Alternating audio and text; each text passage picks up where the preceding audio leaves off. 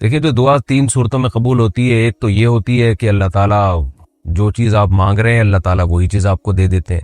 دوسری صورت یہ بنتی ہے کہ جو چیز آپ مانگ رہے ہیں وہ تو نہیں ملتی، اس کا آلٹرنیٹ مل جاتا ہے۔ تیسری صورت یہ ہوتی ہے کہ آخرت میں اللہ تعالیٰ اس دعا کو آپ کے لیے ذخیرہ کر دیتے ہیں اور قیامت کے دن اس کا اجر آپ کو اللہ تعالیٰ عطا فرمائیں گے۔ لیکن یہ 3 صورتیں ہی نہیں ہیں، اس کے علاوہ بھی کچھ صورتیں ہیں جس طرح سے دعا قبول ہوتی ہے۔ ایک صورت یہ بھی ہوتی ہے کہ آپ جو دعا مانگ رہے ہیں وہ نہیں ملتی، لیکن ہوتا یہ ہے کہ کوئی مصیبت جو آپ کی طرف آنے والی ہوتی ہے، جو آپ کو نہیں پتا ہوتا کہ ایک مصیبت آنے والی ہے، اللہ اس مصیبت کو ٹال دیتے ہیں۔ تو آپ تو یہ سمجھ رہے ہوتے ہیں کہ میری دعا قبول نہیں ہوئی، حالانکہ وہ آپ کی سے مصیبت ٹل رہی ہوتی ہے۔ بعض دفعہ یہ بھی ہوتا ہے کہ آپ کا کوئی گناہ معاف کر دیا جاتا ہے اس سے۔ تو ہر حال میں دعا قبول ہوتی ہے۔ اس کی وجہ یہ ہے کہ رسول اللہ صلی اللہ علیہ وسلم نے ارشاد فرمایا کہ اللہ تعالیٰ اس بات سے حیا کرتے ہیں کہ کوئی بندہ جب اس کی طرف اپنے ہاتھ اٹھائے ان یردہما خائبین، کہ اللہ ان ہاتھوں کو خالی ہاتھ لوٹا دے۔ ویسے بھی اصول ہے نا، کسی بھی بڑے سیٹھ سے جب بھیک مانگی جائے تو کوئی بڑا سخی ہو، سیٹھ ہو، تو وہ خالی ہاتھ لوٹاتے ہوئے شرم محسوس کرتا ہے اگر اس میں غیرت و حیا ہو۔ تو اللہ سے زیادہ تو غیرت والا کوئی بھی نہیں ہے، اللہ سے زیادہ تو جواد اور کریم کوئی بھی نہیں ہے۔ بل یداہ مبسوطتان، قرآن میں آتا ہے اللہ نے تو اپنے دونوں ہاتھ پھیلا دیے ہیں۔ تو یہ ممکن نہیں ہے کہ اللہ کی طرف ہاتھ اٹھائے جائیں اور وہ ان کو خالی ہاتھ لوٹا دے۔ لیکن یہ جو 4 صورتیں ہیں نا دعا کی قبولیت کی، تو اس میں ایک اہم پوائنٹ کی بات یہ ہے کہ چند صورتیں ایسی بھی ہیں جن میں دعا رد بھی کر دی جاتی ہے، یہ بھی ذہن میں رکھیں۔ یعنی ہمیشہ قبول ہونے کا مطلب جب ان قوائف کو پورا کیا جائے، تو جو اللہ نے دعا کی قبولیت کے بتائے ہیں تو دعا قبول ہوتی ہے۔ اگر ان قوائف کو آپ پورا نہیں کرتے تو دعا قبول نہیں ہوتی۔ ان میں ایک کیا ہے؟ حرام کھانا۔ نبی صلی اللہ علیہ وسلم نے فرمایا کہ انسان پراگندہ بال ہوتا ہے، سفر میں ہوتا ہے، اور کپڑوں پہ گرد و غبار، یعنی سفر میں جو انسان کی ایک حالت ہوتی ہے جو قابل ترس ہوتا ہے، وہ تو ایسی کنڈیشن میں تو دعائیں قبول ہوتی ہیں، لیکن فرمایا اس کے باوجود اس کی دعا کو رد کیا جاتا ہے۔ وجہ کیا ہے؟ کہ اس کا کھانا بھی حرام اور اس کا پہننا بھی حرام، حرام کھا رہا ہے اور حرام پہن رہا ہے۔ تو حرام کی وجہ سے دعائیں قبولیت کا امکان ختم ہو جاتا ہے یا کم ہو جاتا ہے۔ اور ایک وجہ دعا کی قبول نہ ہونے کی یہ بھی ہوتی ہے کہ آپ ظاہر قلب سے دعا مانگتے ہو، یہ بھی حدیث میں تذکرہ ہے اس کا۔ ظاہر قلب کا مطلب یہ ہے کہ دعا مانگتے ہوئے آپ کا اپنا ہی دل ہی نہیں ہے، بس اوپر اوپر سے دعائیں مانگ رہے ہو۔ جیسے آج کل دعا بطور وظیفوں کے پڑھی جاتی ہے، بس یعنی وہ دعا مانگی نہیں جا رہی ہوتی بلکہ پڑھی جا رہی ہوتی ہے۔ بس آپ نے ہاتھ اٹھائے ہوئے ہیں اور توجہ آپ کی کہیں اور ہے، اور میں نے تو لوگوں کو دیکھا ہے کہ وہ دعا کے دوران ناک میں انگلیاں بھی گھما رہے ہوتے ہیں، پھر ادھر کھجا بھی رہے ہوتے ہیں، پھر ادھر بھی دیکھ رہے ہوتے ہیں، پھر یوں کر رہے ہوتے ہیں، پھر ایسے یوں بس ہاتھ فارمیلٹی پوری ہو رہی ہوتی ہے۔ تو اللہ کو اس سے بھی جو ہے ایسے بندوں کی دعائیں اللہ رد کر دیتا ہے کہ اس کو مانگنے میں تکلیف ہو رہی ہے مجھ سے، مانگتے ہوئے یہ میری طرف توجہ نہیں کر رہا، اتنا تکبر۔ یہ ایسے ہی ہے جیسے کسی سیٹھ صاحب کے پاس آپ جائیں بھیک مانگنے کے لیے، تو دیکھیں بھیکاری کیسے اپنے آپ کو جھکاتا ہے اور کیسے کہتا ہے، پوری توجہ اس کی اس طرف ہوتی ہے کہ اس کی جیب سے چندہ نکل جائے، یہ چندہ نکل جائے، یا اگر کوئی چندہ مانگنے والا گیا ہے، یا اس کی جیب سے میرے لیے کچھ پیسے نکل جائیں۔ ایسا نہیں ہوتا کہ ادھر توجہ اور یوں کر کے سیٹھ صاحب سے کہہ رہا ہو کہ یار کچھ 50 روپے مل جائیں گے تو اچھا ہے، نہیں ملے تو بھی ٹھیک ہے، اس طرح کی بات نہیں ہوتی۔ تو اس لیے دنیا میں جیسے جب کسی سے مانگا جاتا ہے تو اس وقت پورا فوکس کیا جاتا ہے اور پوری توجہ کے ساتھ مانگا جاتا ہے، تو اللہ سے جب مانگا جائے تو اس سے بھی زیادہ توجہ کے ساتھ مانگا جائے، عاجزی اور انکساری کے ساتھ مانگا جائے۔ تو ایک تو یہ ہے کہ اگر ظاہر قلب سے یعنی اوپر اوپر سے دعا مانگی جائے تو اللہ نہیں اس پکار پہ اللہ جواب نہیں دیتے، اس کو رد کر دیتے ہیں کہ تجھے مانگتے ہوئے تکلیف ہو رہی ہے تو ہم کیوں تیری دعا کو ہم کیوں دعا سمجھے۔ اور دوسری بات، ایک تو یہ ہو گیا حرام سے بچنا ہے، دوسرا یہ کہ ظاہر قلب سے دعا مانگنی ہے، دعا نہیں مانگنی بلکہ توجہ لگانی ہے۔ یہ تو ہے کہ یہ 2 چیزیں تو وہ ہیں جن کی وجہ سے دعا رد کر دی جاتی ہے۔ کچھ چیزیں ایسی ہیں جن کی وجہ سے دعا کی قبولیت کا امکان اور زیادہ بڑھ جاتا ہے، یعنی دعا قبول تو ہوتی ہے لیکن اس میں اور زیادہ جان پیدا ہو جاتی ہے اور قبولیت کا امکان بہت زیادہ بڑھ جاتا ہے۔ بہت زیادہ بڑھنے کا مطلب یہ کہ جو مانگ رہے ہیں ایز اٹ از وہی ملتا ہے پھر آپ کو۔ تو اس میں کیا ہے کہ اگر دعا میں اللہ کی حمد و ثنا کی جائے اور نبی صلی اللہ علیہ وسلم پہ درود پڑھا جائے تو دعا کی قبولیت کا امکان بڑھ جاتا ہے۔ نمبر 2، کسی نیکی کے بعد کوئی دعا کی جائے، جیسے آپ نے صدقات و خیرات کیے یا نماز پڑھی، اس کے بعد دعا مانگیں گے تو قبولیت کا امکان بڑھ جائے گا۔ کچھ اوقات ایسے ہیں جن میں دعا کی قبولیت کا امکان بہت زیادہ بڑھ جاتا ہے، جیسے رات کا آخری حصہ جسے تہجد کہا جاتا ہے. نبی صلی اللہ علیہ وسلم نے فرمایا اللہ آسمان دنیا پر آ کر ندائیں لگاتے ہیں, حل من مستغفر اغفر له, کوئی ہے گناہوں کی معافی طلب کرنے والا کہ میں اس کے گناہوں کو معاف کروں, کوئی ہے مجھ سے رزق طلب کرنے والا, مسترزق ارزق له, کوئی رزق طلب کرنے والا ہے تو میں اس کو روزی عطا کروں.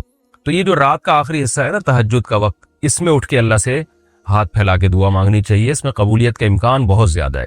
یعقوب علیہ الصلوۃ والسلام نے جب ان کے بیٹوں نے توبہ کی اور اپنے والد سے کہا کہ ہم نے جو یوسف علیہ السلام کو کنویں میں ڈالا ہم سے غلطی ہوئی, آپ ہمارے لیے اللہ سے معافی مانگے.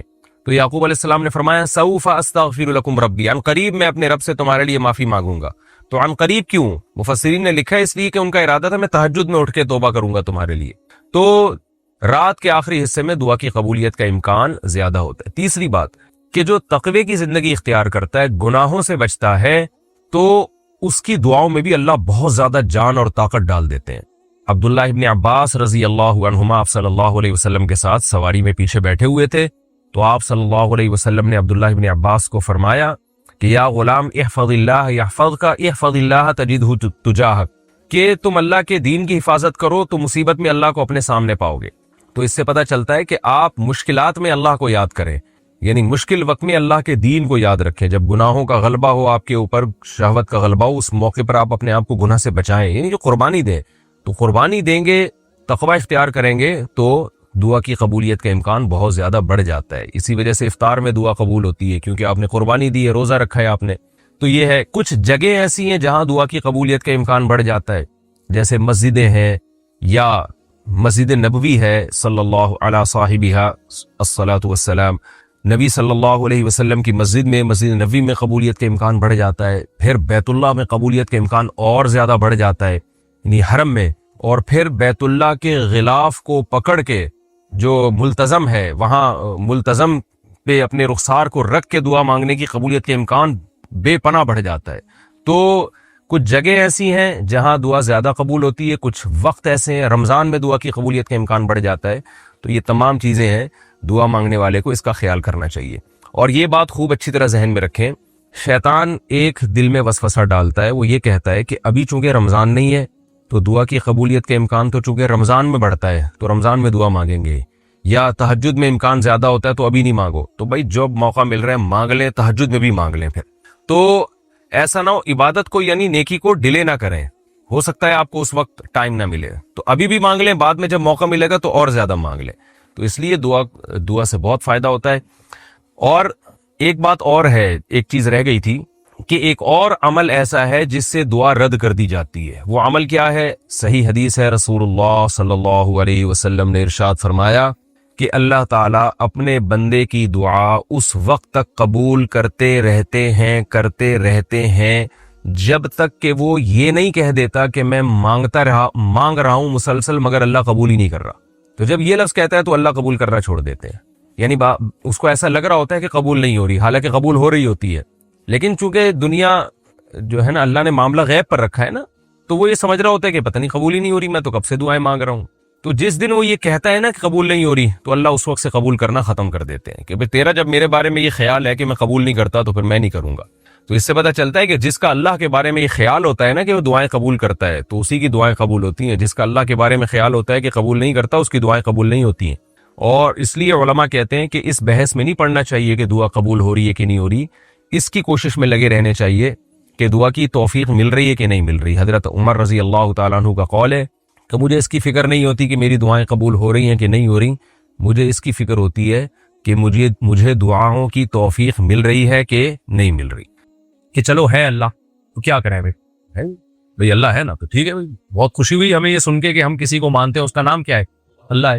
نہیں بھائی یہ مسئلہ بھی حل ٹھیک ہے. یہ اس کی مثال سے بات سمجھاتا ہوں پھر سمجھ لیں. مثال میں گھریلو مثالیں دوں نا جو جس میں ہم سب بھگت رہے ہوتے ہیں, وہ والی مثال زیادہ سمجھ میں آتی ہے. دیکھو آپ گیس بجلی کا بل دیتے ہوں گے, جتنے بھی شادی شدہ مظلوم لوگ یہاں بیٹھے ہوئے, گیس بجلی کا بل, بچوں کے اسکول کی فیسیں, سارے خرچے آپ اٹھا رہے ہیں. بیگم کی طرف سے آپ کو محبت نہیں مل رہی. فرض کرو میں ان بیگموں کی بات کر رہا ہوں جو یہاں بیان میں موجود نہیں ہے, کہ دھیان سن بھی نہیں. آپ کہتے ہو بھائی بیگم آج میرا سر بہت درد کر رہا ہے, تھوڑی سی چائے بنا دو. بیگم کہتی میرے پاس ٹائم نہیں.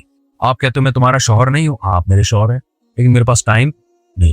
बेगम आज तुम अपनी माँ के घर न जाओ, आज मैं तन्हाई महसूस कर रहा हूँ, आज घर में ही रहो। नहीं मैं तो आज जाऊंगी, अपनी लेके जाऊंगी, आज मेरा मूड है कि मैं अपनी माँ से मिलूं। बेगम मैं तुम्हारा शौहर नहीं। जी आप मेरे शौहर है। आप जो काम कह रहे हैं वो नहीं मान रही, लेकिन कहती मैं आपको अपना शौहर मानती हूँ। एक दिन आप गुस्से में आके बोलेंगे मत कहो कि मैं तुम्हारा शौहर हूँ, खुदा के लिए ये जुमला नहीं बोलो, इसके अलावा कुछ भी बोल दो। आप बोलोगे ना एक दिन गुस्से में आके, यार जब तुम मेरे किसी काम की नहीं है तो खामखा मेरे शो मारने के लिए ये क्यों बोलती है कि आप मेरे शौहर हैं। एक दिन होती है ना लड़ाइयों में, यही बाज़ दफा उल्टा भी मामला हो जाता है। जब आप बेगम की कोई जिम्मेदारी पूरी नहीं कर रहे और आई लव यू कहते हैं, बेगम गुस्से में आके कहती है कि ये डायलॉग कहीं और जाके बोला कर भाई, तू बहुत उल्लू बना रहा है। होता है ना कि भाई मत कहो मुझे तुम, मैं तुम्हारी बीवी हूँ, घरों में चल रहा होता है। बाप कह रहा होता है मत कह यार तू मैं तेरा बाप हूँ, मानता तो एक भी नहीं है। जब से हमारा जो सोसाइटी लिबरलिज्म की तरफ जा रही है ना, मजहब खत्म हो रहा है, तो मुझे जो घरों के वाकया सामने आते हैं ना, बेटा बाप लगता है और बाप क्या लग रहा होता है, बेटा। जो हरकतें आजकल हमारी यंग जनरेशन की चल रही हैं। तो अब एक बात मैं आपसे करता हूं कि हमने ये कह दिया कि अल्लाह क्या है, क्रिएटर है। अब सवाल पैदा होता है कि क्या करें फिर। तो भाई बात अब यहां से शुरू हुई है, सही है ना। किसी को जो आपका रिलेशन है ना वो मान लेना आसान काम नहीं होता। जब आपने बच्चे के सामने कह दिया मैं तुम्हारा बाप हूं, इसका मतलब स्कूल की फीसें कौन भरेगा, तुम्हारा बाप भरेगा। कहते हैं ना तेरा बाप भरेगा। बीमार हो जाएगा तो अस्पताल में इलाज कौन कराएगा, तेरा बाप कराएगा। कहते हैं नहीं कहते। तो अब हर चीज, तो जब कह दिया ला इलाहा, जब हमने मान लिया कि अल्लाह है, तो कुरान खुद इस कलमे में अल्लाह इतराफ कराते हैं ला इलाहा, फिर उसके सिवा कोई माबूद नहीं है। क्या मतलब, वो माबूद है। माबूद की डेफिनेशन क्या है। आब्द कहते हैं गुलाम को। अब किसे कहते हैं, ये वाला गुलाम नहीं जिसको हम घर में सर्वेंट कहते हैं, खादिम कहते हैं। ये गुलाम तो सैलरी पे होता है, जब जो काम इसके जिम्मे लगाया जाए बस उसी का पाबंद होता है। सारा दिन आपके हर काम का ये जिम्मेदार नहीं होता, उसकी ड्यूटी होती है। लेकिन अरबी में जो अब्द का तस्वुर है, गुलाम का तस्वुर है, वो ये कि सर के बाल से लेके पांव के नाखून तक उस पर अपनी मर्जी नहीं चले। हत्ता कि गुलाम जो कमाता था ना वो भी उसके मालिक का होता था, वो भी मालिक का है, सारी पैसे लाके मालिक को पकड़ाए। तो जब हमने कह दिया ला इलाहा, इला कहते हैं माबूद, माबूद ये है आबिद, गुलाम, और जो जिसकी गुलामी की जाती है उसको क्या कहते हैं, माबूद। तो अगले जुमले में इसमें आपने ये इतराफ कर लिया कि हम किसके गुलाम हैं, अल्लाह के। यानी हमें अब अपनी मर्जी से कुछ करने की इजाजत नहीं है। अब किसकी चलेगी, अल्लाह की चलेगी। वो जो कहेगा वही होगा। उसने कह दिया सूद हराम है। अच्छा, ये अल्लाह के करम है कि अल्लाह ने अपना जो इंट्रोडक्शन करवाया ना, जो अल्लाह को सबसे ज्यादा नाम पसंद है वो है रहमान। आका बहुत सारे किस्म के होते हैं, जालिम भी होते हैं, बिल्कुल ही निचोड़ के रख देते हैं गुलामों को। तो अल्लाह ने कहा कि तुम सर के बाल से लेके पांव के नाखून तक मेरे गुलाम हो, मगर मैं सुलूक तुम्हारे साथ गुलामों वाला नहीं करूंगा। सुलूक ऐसा करूंगा जैसे एक रियासत होती है, कुछ मैनेजमेंट के लिए कुछ कवानीन वो दे देती है, लेकिन उसमें तुम्हारा ख्याल ज्यादा रखती है। तो मेरे हकाम ऐसे होंगे जिसमें तुम्हारा फायदा है। ऐसा नहीं करना कि सुबह से लेकर रात तक तुम्हारी कोई ख्वाहिशें पूरी ना हो। ना ना ना, तुम खा भी सकते हो, पी भी सकते हो, शादी ब्याह भी कर सकते हो, औलाद भी पैदा कर सकते हो, जॉब भी कर सकते हो, ट्रैवलिंग भी कर सकते हो। कुलू मिनत तय्यबात, खाने में एक शर्त है, गंद ना खाना। क्या खाना, पाकीज़ा चीजें। चाइना वालों के सामने कुत्ता आ जाए, बेल देंगे कुत्ते को। हकीकत है पता ही नहीं चल रहा होता इनमें कुत्ता है कौन। क्या ख्याल है, कुत्ता भी थोड़ा तहजीब से खाता है। वो क्या करते हैं, कुत्ते को, जिंदा कुत्ते को जल्दी भी कढ़ाई में डाल के पकाते हैं। तो कुत्तापन हो गया कि नहीं हो गया। तो ऐसे हरकतें तो कुत्ता भी नहीं करता। इंसान की रहम करो यार जानवर के ऊपर। अब जिंदा कुत्ता डाल रहे हो यार उसके अंदर पकाने के लिए। सूअर खाया जा रहा है और शराबें पी जा रही हैं। तो अल्लाह मियां ने कहा मैंने इंसान को अशरफुल मखलूकात बनाया, ये मेरा गुलाम है, इसको मुझसे पूछ के खाना है कि क्या हलाल है और क्या हराम। देखो गैर मुस्लिम के यहाँ हलाल हराम का कॉन्सेप्ट नहीं है, उनके यहाँ लीगल है या इलीगल है, बस इससे ज्यादा नहीं। वो कहते हैं रियासत में वो कुत्ता भी खा लो तो कोई केस थोड़ी बनता है उनके यहाँ, कोई केस नहीं है। वो खाते नहीं है, कल्चर खाने का नहीं है कुत्ते खाने का। जहाँ कल्चर है वहां खाते हैं, जहाँ नहीं है वहां नहीं खाते। लेकिन इस्लाम क्या कहता है भाई, पहले परमिशन किससे लेनी है, बोलो अल्लाह से। दो तरह की चीजें हराम है। कुछ चीजें तो ऐसी जो कभी हलाल हो ही नहीं सकती, कुछ चीजें तो ऐसी है जो कभी हलाल पैसों से भी खरीदो तो हलाल नहीं हो। कुत्ता आप खून पसीने की कमाई से भी खरीद के खाएं तो हलाल नहीं होता। अक्सर मैं चुटकुला सुनाता हूँ, एक आदमी ने मुर्गी चोरी की, इधर से जवा कर दी उल्टी तरफ से। किसी ने कहा भाई इधर से तो हराम हो जाती है, उसने कहा वैसे कौन सा हलाल थी भाई, है चोरी की मुर्गी है ना, समझे, चोरी की मुर्गी है। تو ایک تو کچھ چیزیں ایسی ہیں جو ہیں ہی کیا حرام، کچھ چیزیں اختلافی ہیں، حدیث میں واضح نہیں ہے. ابھی کیکڑا ہے، جھینگا ہے، یا اس طرح کے سمندر کی مخلوق، ابو حنیفہ رحمہ اللہ کہتے ہیں نہیں کھاؤ، ناجائز ہے. امام شافعی کہتے ہیں کھا لو. اس میں پھر فقہا کا اختلاف آ جاتا ہے. اس میں پھر ہم یہ کہتے ہیں بھائی ایک فقہ کو فالو کرو، دوسرے پہ طنز نہ کرو، یا احتیاط کے پہلو کو اختیار کر لو. اور کچھ چیزیں ایسی ہیں جو بال اتفاق قرآن نے ان کو واضح کر دیا، حدیث نے بتا دیا کہ یہ حلال نہیں ہے. کتا، بلی، سور اور یہ جو پوٹ پٹانگ چیزیں آج غیر مسلم کھا رہے ہیں، ذبح کیے بغیر کھانا جائز نہیں ہے. یہ پابندیاں جو خدا کو غلام سمجھے گا وہ ان پابندیوں کو مانے گا. آزاد نہیں ہم. انہی حلال میں یہ بھی ہے کہ بعض دفعہ چیز حلال ہوتی ہے، جس طریقے سے حاصل کیا ہے وہ طریقہ حلال نہیں ہے، یہ اس میں بھی پابندیاں لگا دی. چوری کا پیسہ آپ نے کمایا، اس سے آپ زمزم خرید کے پی رہے ہیں، مدینہ کی کھجوریں خرید کے کھا رہے ہیں، تو کیا حلال ہو جائیں گی؟ یار بول لو، میں بھی تو بول ہی رہا ہوں. ہو جائیں گی حلال؟ نہیں ہوں گی. ہمارے جاننے والے مسجد کا پیسہ چوری کرتے ہی عمرے پہ چلے گئے، وہ الحمدللہ عمرہ کیا انہوں نے. لوگ کر رہے ہیں، بہنوں کی وراثت کھا کے حج بھی ہو رہے ہیں، عمرے بھی ہو رہے ہیں.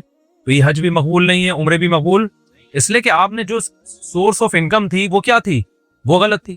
مشرکین مکہ بیت اللہ کی پوری تعمیر اس لیے نہیں کی کہ حلال پیسہ ختم ہو گیا تھا ان کے پاس، اتنی عقل ان میں بھی تھی. تو اب کیا مسئلہ ہے؟ یہ کچھ چیزیں حلال ہو ہی نہیں سکتی. کچھ ہے کہ طریقہ، سود بھی حرام ہے اسلام میں. اللہ میاں نے کہا احل اللہ البیع، بزنس کرو حلال ہے، لیکن بزنس میں سود والا طریقہ اگر ہوگا، غیر مسلم کہتا ہے کوئی اس میں مسئلہ نہیں ہے. مشرکین مکہ نے اعتراض یہ کیا تھا کہ بھئی آپ کسی کو 1 کروڑ روپے دے کے 10 لاکھ اس پہ فار ایگزامپل پروفٹ لیتے ہیں، تو ہم جب ادھار پہ چیزوں کو خریدتے بیچتے ہیں تو بھی تو اسی طرح ہی پروفٹ ہوتا ہے. سمجھ رہے بات؟ مثال کے طور پر یہ بوتل ذرا دکھائیں. یہ بوتل فار ایگزامپل کتنے کی چل رہی ہے آج کل؟ 50 روپے کی بوتل ہے. اب یہ 50 روپے کی بوتل میں کہتا ہوں کیش پہ 50 کی ہے، ادھار پہ یہ 60 کی ہے. ادھار پہ کتنے کی ہے؟ 60. آپ نے اسی وقت طے کر لیا بھائی میں ادھار والی پیمنٹ پہ لوں گا، پیسے کل دوں گا، 60 روپے دوں گا، اسی وقت طے ہو گیا، کنفیوژن نہیں ہے، طے ہو گیا، یہ جائز ہے بالکل. مشرکین نے کہا یہی 50 روپے پہ ہم 10 روپے جب سود پہ لیتے ہیں تو یہ حرام کر دیا تمہارے خدا نے، اور وہی قسطوں کا جب ہم کرتے ہیں تو وہ کیا ہے؟ حلال ہے. تو یہ کھوپڑی میں آنے والی بات نہیں. تو قرآن نے یعنی ان میں فرق کیا ہے؟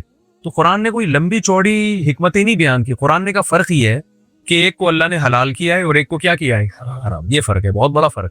جو خدا کو مانے گا وہ اس بحث میں نہیں پڑے گا کہ اس کا نتیجہ کیا ہے. وہ کہے گا بھائی جس خدا نے قسطوں پہ بزنس کو حلال کر دیا، اس نے سود پہ بزنس کو کیا کر دیا ہے؟ حرام کر دیا. تو بس ہمارے لیے کافی ہے. جو غلام ہوتا ہے وہ نہیں اس سے آگے پوچھتا. آج ہماری لبرل خواتین سے جب بات کی جائے پردہ فرض ہے تو کتنی لمبی چوڑی تقریریں، بھائی اصل تو نگاہوں کا پردہ ہوتا ہے. ارے ہم نے بھی بڑی پردے والیاں دیکھی ہیں، اوپر سے برقعے ہوتے ہیں، اندر سے ان کی حرکتیں ہمیں پتہ ہے. ارے بھائی اصل تو دل ہے.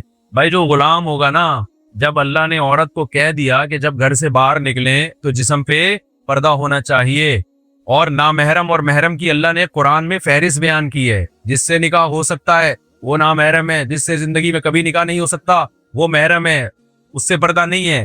جس سے زندگی میں کبھی بھی نکاح ہو سکتا ہے اس سے پردہ ہے. تو غلام کا کام آگے بحث میں پڑھنا نہیں ہے. سمجھتے ہو کہ نہیں سمجھتے؟ آج کل ایک نیا قانون آیا ہے، اب زیادہ میں گہرائی میں نہیں جاتا، وہ جو LGBT ٹائپ کی بیہودہ چیزیں ہماری سوسائٹی میں لائے جا رہے ہیں. اسلام نے الاؤ کیا، خدا نے اجازت دی. اس بھائی فیلنگ، مجھے یہ والی فیلنگ ہے تو وہ والی فیلنگ ہے. اللہ میاں نے آپ کو اگر غفار پیدا کیا ہے تو آپ ساری زندگی غفار ہی رہیں گے. جمیلہ بننے کی کوشش نہ کریں. آپ آج آ رہے ہیں فیس بک پہ، پہلے ان کا نام وسیم تھا، آج کل پہلے محمود نام تھا، محمودہ رکھ لیا انہوں نے نام. بھائی یہ نہیں ہے، یہ نیچر چینج نہیں کر سکتے آپ. گورا تو کنفیوز ہے نا، وہ تو ٹینشن میں کہ یار میں کروں کیا. وہ قانون بنا رہے ہیں، ہمیں تو کوئی ٹینشن ہے. تو خدا کے غلام میں اس نے ہمارے لیے اخلاقیات کا دائرہ کھینچ دیا کہ اس سے آگے جانے کی اجازت نہیں آپ کو. میں جلدی سے بات کو سمیٹ کے ختم کرتا ہوں. تو ہم نے جب مان لیا نا کہ معبود ہے تو اس کا مطلب ہمارا خدا سے رشتہ ہے. اب ہمیں اس سے پوچھنا پڑے گا. تو الف لام میم میں اللہ نے کلمے کو ثابت کر کے نا پورے حکام دیے ہیں کہ یہ بھی کرنا ہے، یہ نہیں کرنا، یہ کرنا ہے، یہ نہیں کرنا، یہ کرنا ہے، یہ نہیں کرنا. پوری تفصیل ہے جو آپ علماء سے سنتے رہتے ہیں. اللہ تشرکوا باللہ شیئا، اللہ کے ساتھ شریک نہ کرو. وبالوالدین احسانا، ماں باپ کو اولڈ ہاؤس میں جمع نہ کراؤ. گورے کے پاس قرآن نہیں ہے، اس نے ماں باپ کا حل کیا رکھا ہے؟ یار بوڑھے ہو گئے، ٹینشن ہے، گورنمنٹ نے ادارے بنائے ہوئے، وہاں رکھو، اچھا لائف کو ان کو انجوائے کرنے دو، اور یہ ہمیں بھی لائف کو انجوائے کرنے دیں. قرآن نے کیا کہا؟ جس کو بوڑھے والدین ملے، حدیث میں آتا ہے، حدیث بھی قرآن ہی کی تشریح ہے، جس کو بوڑھے والدین ملے اس نے ان کی خدمت کر کے اپنے اوپر جنت کو واجب نہ کر لیا، اس پر اللہ کی لعنت کہ اتنا بہترین جنت کا آپشن اس نے ضائع کر دیا. یہاں ڈیفینس ہے, یہاں کتے پالنے کا بڑا رواج آ رہا ہے. ڈیفینس میں جو ہے نا شو کے لیے کتے بہت پالے جا رہے ہیں. معذرت کے ساتھ, اسلام میں کتا پالنا جائز بولو نہیں ہے. گورے پالتے ہیں, ان کو پالنے دیں یار. صرف حفاظت کے لیے رکھ سکتے ہو آپ, اگر ضرورت ہے حفاظت کی, یا شکار کے لیے رکھ سکتے ہیں آپ, شو کے لیے, دل بہلانے کے لیے نہیں رکھ سکتے. انگریزوں میں جو کتے پالنے کا رواج آیا نا, جب ان کے فیملی سسٹم تباہ ہوا ہے, بچے مارکیٹ سے کیا ہو گئے, شارٹ, تو دل بہلانے کے لیے جانور رکھنے پڑے ان کو. تو یہ ڈیفenس والوں سے میری ایک گزارش ہے کہ کتے کو جب اللہ نے ایک حکم دے دیا تو چھوڑ دو یار. لوگ کہتے ہیں وفادار ہے, تو وفاداری سے فائدہ اٹھانے کی اجازت دی ہے, شکار کرو نا اس سے, حفاظت کے لیے ضرورت ہے تو رکھو, وفاداری ہے تو جانور نا. دیکھو جانور میں اچھی کوالٹی اس کی اپنی سوچ سے نہیں ہوتی, اسی وجہ سے اس کو ثواب نہیں ملتا. اس میں وفاداری کے سافٹ ویئر انسٹال ہوئے ہوئے ہیں, وہ بے وفا بن ہی نہیں سکتا. یہ خوبی نہیں ہے کتے کی کہ آپ اس سے محبت کرنا شروع کر دو. انسان وفادار بنے پھر محبت کرو, کیونکہ وہ بے وفا بھی بن سکتا ہے اور وفادار بھی, اپنے اختیار سے وفا کر رہا ہے, اس سے محبت ہوگی اولاد میں جو آپ کی اولاد وفا کرتی ہے. کتا تو اس میں تو سافٹ ویئر ایسے انسٹال ہو گئے ہیں, وہ بے وفائی کر ہی نہیں سکتا, تبھی اس کو نہ ثواب ملتا ہے. اور کچھ جانوروں میں بے وفائی کے سافٹ ویئر انسٹال ہو گئے ہیں, وہ بے وفائی رہیں گے تو ان کو بے وفائی پہ ہم برا نہیں کہہ سکتے, وہ ہے ہی ایسے, بھائی اللہ نے ان کو ایسا بنا دیا. تو جانور ہے, فیملی ممبر بنانے کی اجازت نہیں ہے. جانور ہے, آپ حفاظت کے لیے رکھیں, کام لیں اس سے. نبی نے فرمایا جس نے کتا پالا روزانہ اس کی نیکیوں میں سے ایک قیراط کم ہوتا رہے گا, نیکیاں ضائع ہوتی رہیں گی. شکار کے لیے جیسے پیرٹس پالے ہوئے ہیں, پرندے پالے ہوئے ہیں, ان کی حفاظت کے لیے رکھنا ہے, یا کوئی سیکیورٹی کا مسئلہ ہے, پھر کتے سونگ کے بتا دیتے ہیں کہ سسرال والے آ رہے ہیں کہ یا دوسرے لوگ آئے ہیں, پہلے سے کتوں کو پتا ہوتا ہے, ٹھیک ہے نا, تو سالے والوں کو ڈرانے کے لیے رکھے ہوئے ہیں, وہ ایک الگ بات. تو جلدی جلدی میں اپنی بات کو سمیٹ کے ختم کرتا ہوں. تو ہم مانتے ہیں کہ وہ ہمارا معبود ہے, یعنی ہم نے اس کی غلامی کرنی ہے, لیکن اس نے بتا دیا کہ میں تم پر اتنے مشکل احکام نہیں ڈالوں گا کہ تم اس کو برداشت نہ کر سکو. میں یہ کروں گا کہ بری چیزوں کو ناجائز کر دوں گا, اچھی چیزوں کو لیگل کر دوں گا, جائز کر دوں گا. زنا حرام کر دیا, نکاح کو اس نے کیا کر دیا, صرف حلال نہیں کیا, پیغمبروں کی سنت بنا دیا اس نے. اب آپ نکاح کی طرف نہ جاؤ اور زنا کی طرف جاؤ تو اس کو غصہ آئے گا کہ نہیں آئے گا, پھر وہ جہنم کی آگ میں ڈالے گا. پھر یہ اشکال کہ اللہ کا ظرف اتنا چھوٹا کیوں ہے, وہ جہنم میں کیوں ڈال رہا ہے. اللہ کہتا ہے جب میں نے تیرے لیے پوری کائنات بنا دی, مسجود ملائکہ بنایا, اور اتنا کچھ رزق تجھے دیا, اشرف المخلوق بنایا, اور پھر تیرے لیے حلال کے دروازے بھی کھول دیے کہ بھائی نکاح کر تو, اب کتنی کر یہ میں نہیں بتا سکتا, لیکن اللہ نے اجازت دے دی, تو پھر تو حرام کی طرف کیوں جا رہا ہے. حق بنتا ہے کہ نہیں بنتا اللہ کا, پھر وہ سزا دے گا. اس نے کہہ دیا کہ دنیا کے ہر مذہب میں عبادت ہوتی ہے, کوئی پتھروں کے سامنے جا کے جھک رہا ہے, کوئی کہاں آگ کی پوجا کر رہا ہے. اللہ نے کہا تم نے کس کی عبادت کرنی ہے, خدا کی. اس کا طریقہ بتا دیا, 5 ٹائم نماز ہوگی. اس جیسی عبادت خدا کی قسم دنیا میں کسی مذہب کے پاس نہیں ہے. یہ خود اس کی علامت ہے کہ یہ محمد صلی اللہ علیہ وسلم نے بنائی نہیں ہے عبادت, یہ کوئی اور ذات ہے جو سکھا رہی ہے. دنیا میں کوئی مذہب ایسا ہے جو آپ کو کہتا ہے کہ باقاعدہ وضو کرو, دانتوں کو صاف کرو, ناک کو صاف کرو, چہرے کو دھو, ہاتھ کو دھو, اس کے بعد خدا کے سامنے آ کے کھڑے ہو جاؤ. ہے کوئی ایسا مذہب دنیا میں؟ پھر اس طرح سے اس کی حمد و ثنا کرو, پھر رکوع کرو, پھر سجدہ کرو, کہیں بھی نہیں ہے. پھر اس نے کہہ دیا کہ اس عبادت میں کیا ہے, پورے سال میں 1 مہینہ میرے لیے کھانا پینا چھوڑنا ہے, زندگی میں 1 دفعہ میرے گھر کی زیارت کرنی ہے, اور اسی کی عبادت میں ہے کہ جو بڑھنے والا مال ہے اس میں سے 2.5% سال میں 1 دفعہ کس کو میرا ٹیکس ہے جو کس کو دینا ہے, غریبوں میں بانٹ دینا. کوئی بتاؤ کوئی غلط حکم اس میں نظر آ رہا ہے؟ کتنا تھوڑا سا رکھ دیا 2.5% یار, وہ بھی سال میں. اس سے زیادہ گورنمنٹ ہم سے نچوڑ لیتی ہے پورا, اور ریٹرن میں دیتی کچھ نہیں ہے. یہ گٹر دیے ہیں جو ڈھکن لیس گٹر ہیں, دیکھ لو نا, ڈھکن لیس گٹر ہے. ہم کس کے غلام ہیں بھائی؟ اللہ کے غلام. اچھا, لوگ اکثر یہ سوال کرتے ہیں یار ہم اس میں لگے رہیں گے تو ہم تو ترقی سے پیچھے رہ جائیں گے. گورا ان سب باتوں سے آزاد ہو کے خلاؤں میں سفر کر رہا ہے, اور ہم ابھی تک اسی میں یہ زنا ہے, یہ نہ کرو, ماں باپ کو اولڈ ہاؤس میں جمع نہیں, ان کے قدموں میں جنت تلاش کرو, شراب نہ پیو, سود نہ کھاؤ, 5 ٹائم نماز پڑھو, کتے نہیں پالو. ابے ان چکروں میں کیا رکھا ہے؟ گورا کہاں سے کہاں پہنچ گیا. تو خوب اچھی طرح یہ سمجھ لیں کہ گورا شراب پی کے یہاں سے وہاں نہیں پہنچا ہے, ابا کو اولڈ ہاؤس میں جمع کرانے سے نہیں پہنچا. وہ جس کام سے پہنچا ہے اس کام سے اللہ تھوڑی روک رہا ہے آپ کو. وہ محنت کر کے اسٹڈی کر کے پہنچا, تو اسٹڈی سے کسی نے روکا آپ کو؟ بھائی نہیں ہے بات میرا خیال. بلکہ حدیث میں تو ترغیب ہے, المؤمن القوی احب الی اللہ من المؤمن الضعیف. طاقتور مومن اللہ کو کمزور سے زیادہ محبوب ہے. طاقت صرف جسمانی تھوڑی ہوتی ہے, سائنس ٹیکنالوجی کی طاقت بھی ہوتی ہے, اور معاشی طاقت بھی ہوتی ہے. صحابہ میں ارب پتی صحابہ بھی تھے, بڑے بڑے بزنس تھے ان تھے. نبی نے ان کو تو نہیں کہا کہ تم نے اتنا پیسہ کیوں کمایا ہوا ہے. ٹھیک ہے بھائی, کمایا ہوا ہے, اچھی بات ہے. 400 گھوڑے کہا جاتا ہے حضرت عثمان نے ایک جہاد میں دیے. تو 400 گھوڑے اس زمانے کی لینڈ کروزر تھی ایک گھوڑا، تو 400 گھوڑے جس کے پاس تھے جو انہوں نے صرف ڈونیٹ کیے ہیں، تو آپ بتاؤ کہ ہوں گے کتنے ہیں؟ تو نبی نے تو ان کو نہیں کہا کہ میرے گھر میں تو 40 دن چولہا نہیں جلتا اور تم اتنا کروڑوں کا بزنس کر رہے ہو. کہیں بھی نہیں ملتا کہ بزنس اسلام میں کیا ہے، حرام ہے، جتنا مرضی کماؤ بھائی. تو ترقی سے آپ کو اسلام نہیں روک رہا، انسان کا بچہ بنانے کا حکم دے رہا ہے کہ انسان کا بچہ بن کے ترقی کرو. گورے نے سارا فوکس کر دیا ترقی کو، جس کی وجہ سے ان کا جو سوسائٹی میں تباہ ہوئی ہے، سوسائٹی فطرت سے بغاوت، خدا کو اپنی زندگیوں سے نکال دیا. تو ہمیں ایک پہلو تو ان کا نظر آ رہا ہے ترقی، مریخ اور چاند کی باتیں. دوسرا پہلو جو انتہائی خطرناک ہے وہ ہماری نظروں سے اوجھل ہے، جس کی میں صرف ایک چھوٹی سی مثال دوں گا. اتنی ترقی کر کے بھی خودکشیوں کا ریشو سب سے زیادہ اس کنٹری میں ہے جو سب سے زیادہ ترقی یافتہ ہے. اس کا مطلب کوئی بہت بڑا ٹیکنیکل فالٹ ہے، کوئی بہت بڑا فالٹ ہے کہ جو سب کچھ ہو کے بھی کیا ہو رہا ہے، جو انسان کا ایک مقصد ہے خوشیاں ملے اس کو، وہ پھر بھی نہیں مل گی. تو یہ قرآن کا میرے بھائی پیغام تھا. تو آج سے توبہ کرو. پہلا تو یہ عزم کرو ہم کس کے غلام ہیں، اللہ کا. اچھا، کلمے کا آخری مطلب یہ کہ معبود بھی صرف وہی ہے، اس کے علاوہ کوئی نہیں ہے. وہی ہے، معبود تو ہے لیکن ہے بھی صرف وہی، اس کے علاوہ ہم کسی کو نہیں مانتے معبود ہونے میں. یہ 4 پیغام اس کلمے میں اللہ نے ہمیں دیے ہیں. تو اپنی زندگیاں اس پیغام کے مطابق لانے کی کوشش کریں. اللہ مجھے بھی عمل کی توفیق عطا فرمائے اور آپ حضرات کو بھی عمل کی توفیق عطا فرمائے. کانسیپٹ کلیئر نہیں ہوا تھا، آپ کو کتنی شادیاں کر سکتی ہیں آپ نے بتایا. یہ کہہ رہے ہیں کانسیپٹ کلیئر نہیں ہوا تھا کہ کتنی شادیاں اسلام میں کر سکتے ہیں. آپ کا نام کیا ہے؟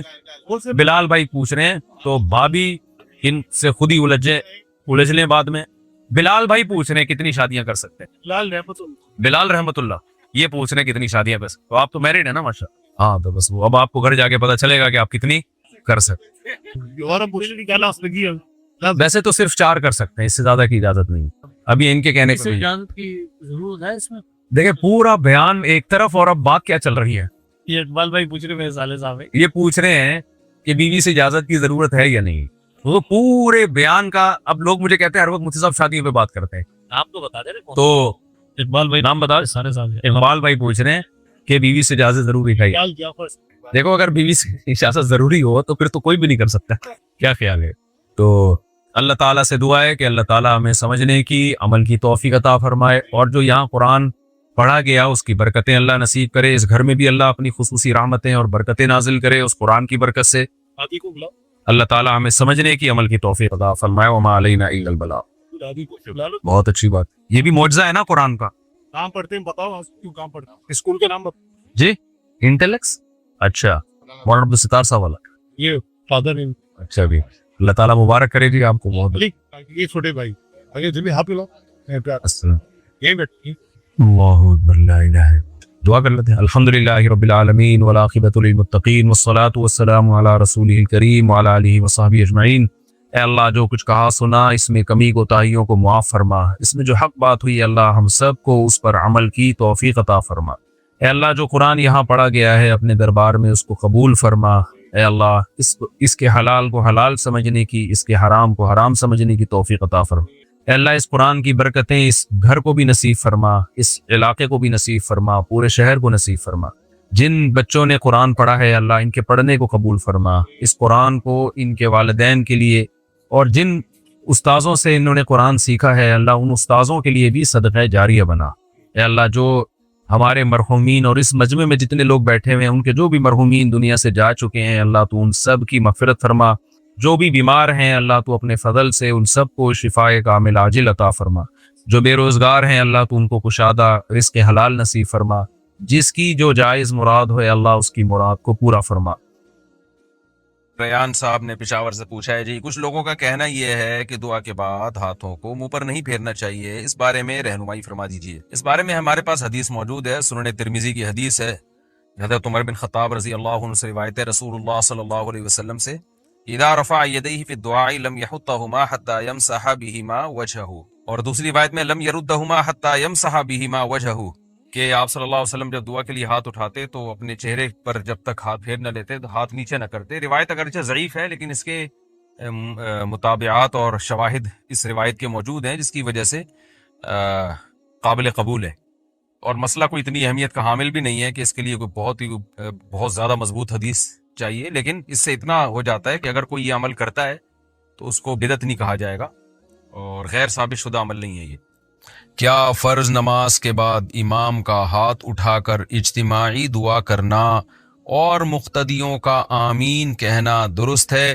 اگر کوئی شخص امام کے ساتھ اجتماعی دعا میں شریک نہ ہو اور اپنے اذکار کرتا رہے یا اٹھ کر چلا جائے تو کیا حکم ہے؟ ابو عبیدہ۔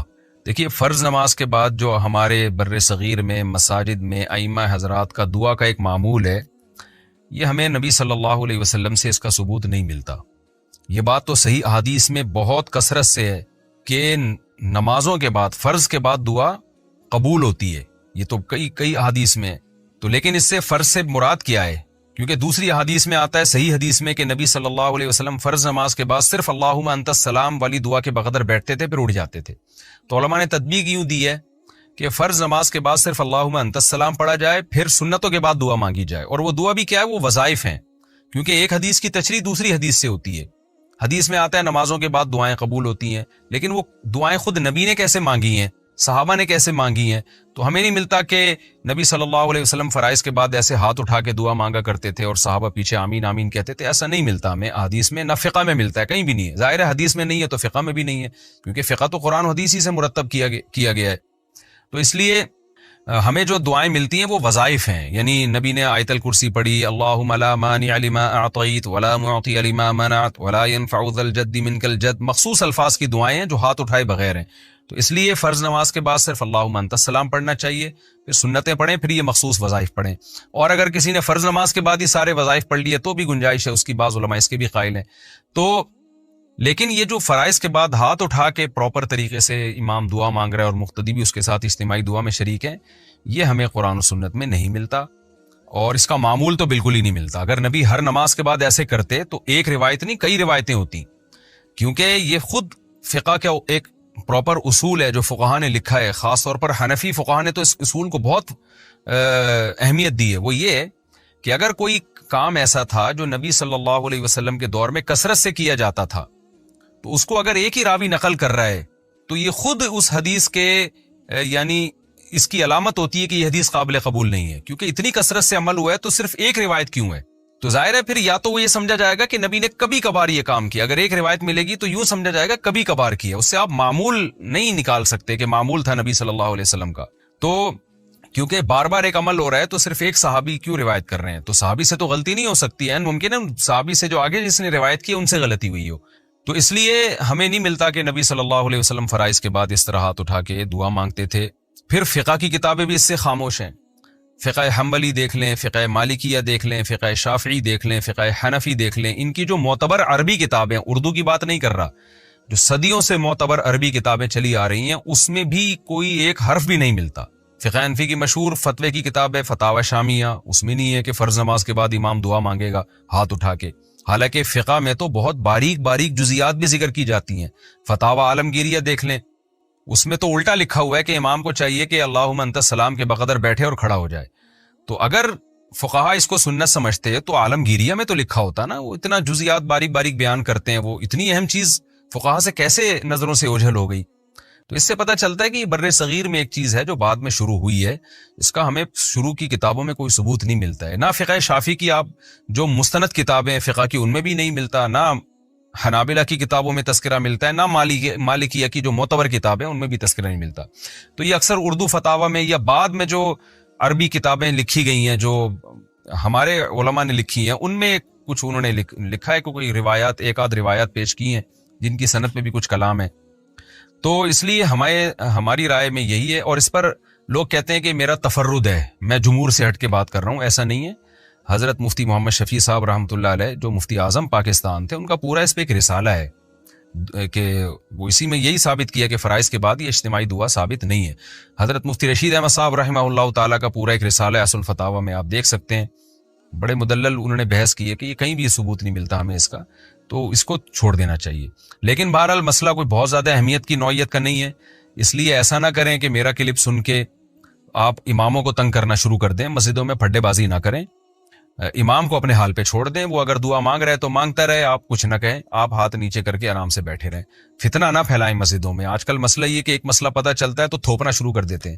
اگر امام ان علماء کو فالو کر رہا ہے جو اس دعا کے قائل ہیں تو اس کو کرنے دیں، آپ اس کو تنگ نہ کریں، بدعتی ہونے کا فتویٰ نہ لگائیں۔ یہ چھوٹی چھوٹی باتوں پہ بدعتی ہونے کا فتویٰ لگانا یا اختلاف کو حد سے بڑھانا یہ ٹھیک نہیں ہے۔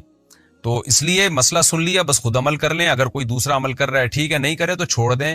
اس سے بڑے بڑے مسائل بہت ہیں آج کل، ان کو فوکس کرنا چاہیے، ان چھوٹے چھوٹے مسائل میں نہیں پڑنا چاہیے، بس اپنی رائے کا اظہار کر دیں اور پھڈے بازی نہ کریں، تو یہ بہت امپورٹنٹ ہے۔ باقی یہ کہ آپ کو کیا کرنا چاہیے، آپ ہاتھ نیچے رکھ کے بیٹھے رہیں یا اپنا وظیفہ پڑھتے رہیں، ذکر کرتے رہیں، اپنا ہاتھ نیچے رکھ کے بیٹھے رہیں، یہ بھی ٹھیک ہے، اٹھ کے نہ جائیں آپ۔ بعض لوگ کیا کرتے ہیں، ہمارا کلپ سن لیتے ہیں، اب امام اجتماعی دعا مانگ رہا ہے، وہ اٹھ کے کندھے پھلانگتے ہوئے جا رہے ہوتے ہیں، سب لوگ اسے مڑ مڑ کے دیکھ رہے ہوتے ہیں، تو یہ ایک اختلاف کی صورت پیدا کرنا مسجد میں یہ ٹھیک نہیں ہے۔ بھئی عوام کو کیا پتا، عوام تو بیچاری امام کو دیکھ رہی ہے اور امام صاحب نے کسی مولانا سے فتویٰ لیا ہوا ہے تو وہ عمل کر رہے ہیں، تو آپ ایک اختلاف کا مسجد میں ماحول پیدا نہ کریں۔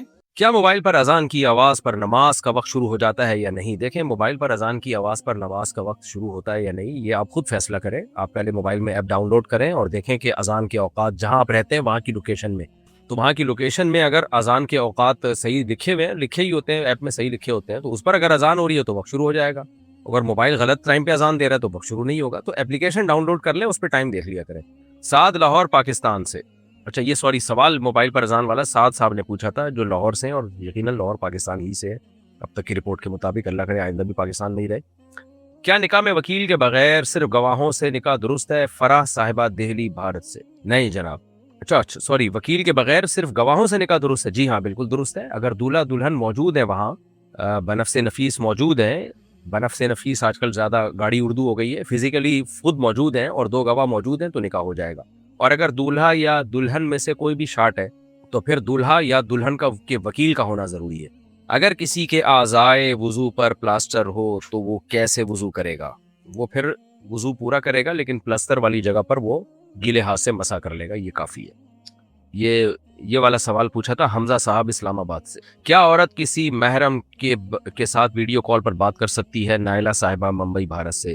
نہیں، بلا ضرورت جوان عورت کے لیے کسی غیر مرد سے ویڈیو کال پہ بات کرنا جائز نہیں ہے، کیونکہ عورت پہ پردہ فرض ہے۔ کوئی شدید مجبوری ہو تو وہ مجبوری بتائی جائے کیا ہے، نارملی تو ٹھیک نہیں ہے یہ۔ طلاق بلفظ کنایا یعنی اشارے یا دو معنوں والے الفاظ سے دی جائے تو کیا طلاق واقع ہو جاتی ہے؟ فیضان صاحب پشاور پاکستان۔ دیکھیں، ایسے لفظ سے طلاق دی جس میں نکاح ٹوٹنے کا معنی بھی ہے اور اس کے علاوہ کوئی اور معنی بھی ہے، تو ایسے الفاظ کو کنایا کہتے ہیں۔ تو اس میں اگر مرد کی نیت ہوگی تو طلاق ہوگی، نیت نہیں ہوگی تو طلاق نہیں ہوگی۔ بعض دفعہ نیت نہیں ہوتی لیکن بیوی کی طرف سے طلاق کا مطالبہ چل رہا ہے اور جواب میں وہ الفاظ کہہ دے انسان، یا واضح قرائن ہو جس سے پتہ چل جائے کہ اس کی نیت طلاق ہی کی تھی، تو پھر طلاق ہوگی، ورنہ کنایا سے طلاق واقع نہیں ہوتی جب تک مرد کی نیت نہ ہو۔ کیا کسی نابالغ لڑکے یا لڑکی کا نکاح شرعی طور پر معتبر ہوتا ہے؟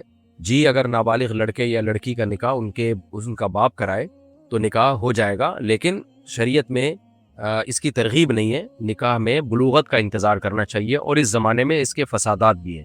بہت سے گاؤں دیہاتوں میں ایسا ہوتا ہے، نابالغ بچی کا نکاح کرا دیا جاتا ہے، وہ بچی دل سے پسند نہیں کرتی، بڑے ہونے کے بعد بڑے مسائل کھڑے ہوتے ہیں۔ بعض دفعہ بچیوں کے باپ ظلم بھی کر رہے ہوتے ہیں، چھوٹی بچیوں کا نکاح بڑی عمر کے آدمی سے کرا دیتے ہیں، تو اس لیے اس کو شریعت نے بھی کوئی اپریشیٹ نہیں کیا ہے، بس جائز قرار دیا تاکہ ضرورت کے وقت اس سے فائدہ اٹھایا جا سکے۔ بعض دفعہ ضرورت بھی ہوتی ہے سوسائٹی میں کہ مرد کو یعنی باپ کو پتہ ہوتا ہے اگر میں نے بچی کے بالغ ہونے کا انتظار کیا تو یہ مناسب رشتہ ہاتھ سے نکل جائے گا اور بچی کے لیے مسائل کا خطرہ ہوتا ہے، تو جہاں شدید ضرورت ہو وہاں اس ضرورت سے فائدہ اٹھایا جا سکتا ہے۔ نارمل اس کی ترغیب نہیں ہے۔ ترغیب یہی ہے کہ جب لڑکا یا لڑکی بالغ ہو جائیں تو پھر ان کا نکاح کیا جائے، پھر اس میں تاخیر نہ کی جائے۔ تو یہ ہے جی۔ یہ سوال پوچھا تھا عائشہ صاحبہ، عائشہ نے لکھنؤ بھارت سے۔ مطلب سوال انہوں نے نیچے لکھ کے، جس نے سوال پوچھا تو اس کا نام اتنے فاصلے سے لکھا ہوتا ہے، میں پورا سوال جواب پڑھ لیتا ہوں پھر آخر میں نام پڑھتا ہوں۔ کیا عورت حالت حیض میں مسجد کے صحن میں داخل ہو سکتی ہے؟ ثنا صاحبہ کراچی پاکستان۔ نہیں جی، مسجد میں داخل نہیں ہو سکتی، چاہے مسجد کا برآمدہ ہو یا مسجد کا صحن ہو۔ کیا کرائے پر دی گئی دکان کی زکوٰۃ مالک کے اوپر ہے یا کرائے دار پر؟